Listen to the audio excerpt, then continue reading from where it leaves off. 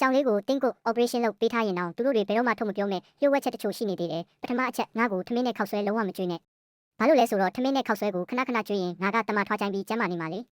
အဲ့ဒီကြရင်ကြောင်စာရောက်တဲ့သူတွေကနင့်စီကနေဘယ်လိုလုပ်ပတ်စံရတော့မလဲဒုတိယချက်ငါ့ကိုကြက်ဥအနှစ်လုံးဝမကြွေးနဲ့ဘာလို့လဲဆိုတော့ကြက်ဥအနှစ်မှာလက်စီတင်ဂလစ်စဒန်ဓာတ်တွေအများကြီးပါတယ်ကြက်ဥအနှစ်ကိုရေရှည်ကြွေးရင်ငါအမွေတွေကပြောင်းလဲပြီးနုဣလာမှာပေါ့အဲ့ဒီကြရင်ကုန်တယ်တွေကသူတို့ရဲ့အမွေအလှပြင်ပစ္စည်းတွေကိုဘယ်သူစီတွားရောင်းရတော့မလဲတတိယချက်ငါ့ကိုဒိန်ကျင်လုံးဝမတိုက်နဲ့တရားမပါတဲ့ဒိန်ကျင်အနေငယ်ကငါရဲ့ဦးလန်းကြောင်းကအကျိုးပြုဘက်တီးရီးယားတွေကိုမျှတစေတယ်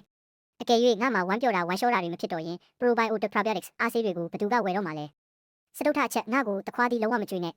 ဘာလို့လဲဆိုတော့တခွားတီးကြွေးလိုက်ရင်ငါရဲ့ဂရင်းနဲ့ဆိုတဲ့ပြဿနာကပျောက်သွားမှာမို့လို့ပဲအဲ့ဒီကြရင်သွားနဲ့ခံတွင်စောင့်ရှောက်ရေးပစ္စည်းတွေကိုဘယ်သူစီတွားရောက်မလဲပစ္စမအချက်ငါ့ကိုရွှေပြုံတီးလုံးဝမကြွေးနဲ့ဘာလို့လဲဆိုတော့ရွှေပြုံတီးစားပြီးရင်ငါအမွေတွေဘယ်တော့မှမကျွတ်တော့ဘူးအမွေဆွဲနှုတ်ရင်တော့ကျွတ်မလာတော့ဘူးလေပြီးတော့ငါသွားတွေကလည်းထူးထူးခြားခြားဖြူခွေးလာမှာစက်ထမအချက်ငါ့ကိုဖျဲတီးလုံးဝမကြွေးနဲ့ဘာလို့လဲဆိုတော့ဖျဲတီးကြွေးရင်ငါမှာမျက်ရည်ကွက်မျက်ရည်စွန်းတာတွေမရှိတော့ဘူးလေအဲ့ဒီကြရင်တရိတ်ဆန်စေးရုံတွေကမျက်ရည်ကွက်ကူတာတဲ့နေရာကနေဘယ်လိုလုပ်ပတ်စံရတော့မလဲတတမအချက်နဲ့အရေးကြီးဆုံးကတော့ဒါတွေကိုဘယ်တော့မှမလုပ်နဲ့မဟုတ်ရင်ကြောင်မွေးရတာနေ့အတွက်တစ်နေ့ထက်တစ်နေ့ပို့ပြီးတော့တင်လွယ်ကူတက်တာလာလိမ့်မယ်